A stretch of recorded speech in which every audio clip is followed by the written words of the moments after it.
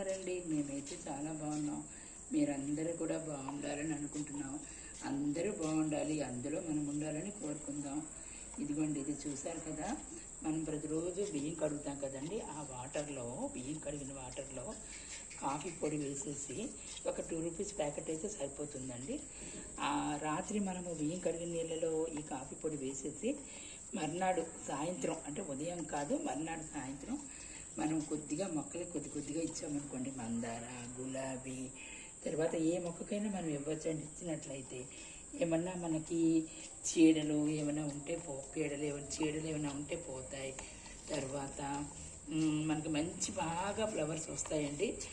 ఇది నేను బాగా నోటీస్ చేశాను, అందుకే మీకు కూడా చెప్దామని ఈ వీడియో చేయడం జరుగుతుందండి. గులాబీ అండి, ఈ గులాబీ మొక్కకి కొద్దిగా వేస్తున్నాను.